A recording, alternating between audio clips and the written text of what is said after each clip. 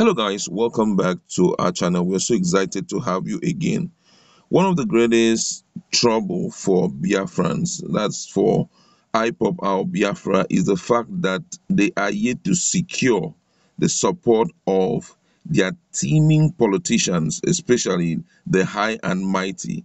They have never for once really come out to give them the adequate support that they need, except for the likes of or for a particular person, which I'll make mention of. I'm talking about Abaribe. Is the only person that can really come out to show his support for Biafra. But others, it's been so difficult to bring them in. I tell you the whole truth. But right now, it's so shocking to hear this that Orji Kalu has given the federal government a very, for me, it's a very impossible promise. And it has to do with Biafra. Shockingly, he said he will go to United Kingdom if permitted to speak to Nnamdi Kanu to do this, and has given the guarantee that Nnamdi Kanu will listen to him. And the big question is, how possible will this be? But first of all, let's look at the news. If you're not subscribed to our channel, use this opportunity. Just hit that red subscribe button and also the bell icon so that you can get notification anytime we publish our video. The former governor of Abia State, Orji Kalu, has said that he can convince the leader of the indigenous people of Biafra, Nnamdi Kanu, to come to Nigeria and end the agitation for Biafra.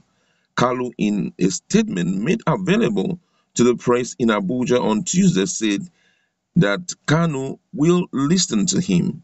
According to the 9th Senate Chief Whip, and I quote, he said, "If the federal government permits me, I will go to the United Kingdom and negotiate with Nnamdi Kanu to return to Nigeria.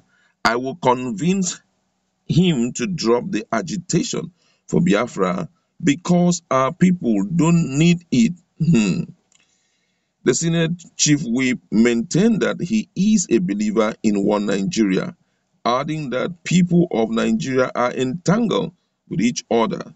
He stated that Nigerians need to focus on is taking advantage of the country's population to build a very strong economy.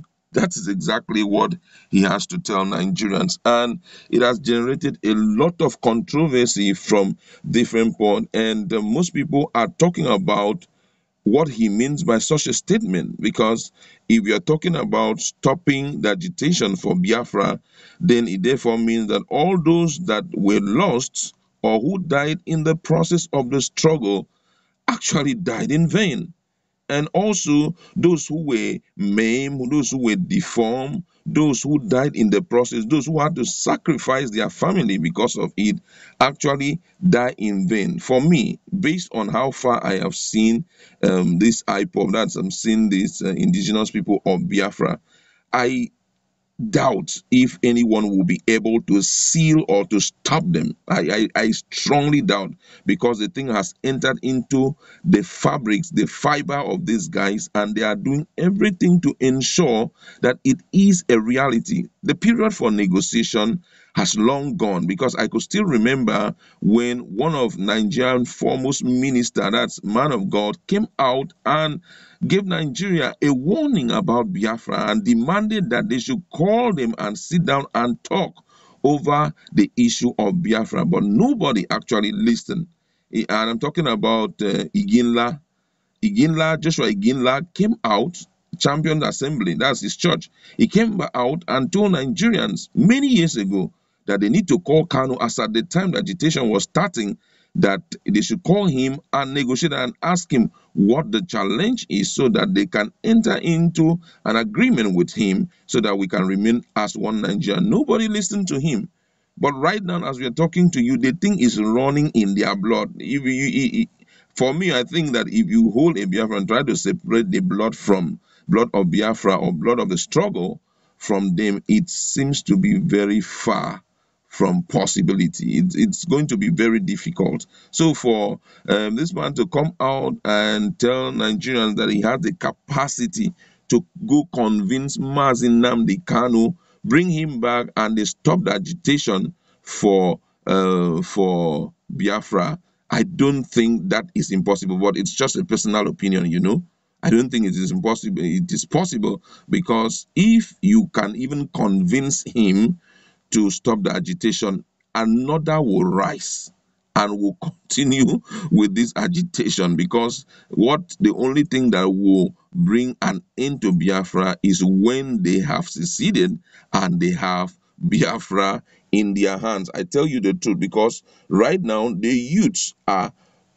nothing can stop them. These guys are so, even right now, most people know that even if you can't talk about any group of people, when you mention Biafra, those are die-hard people, people who are willing to lay down their lives to ensure that that name Biafra becomes a reality. Some of them believe that they are destined to realize that name. They are destined to one day call that name a nation.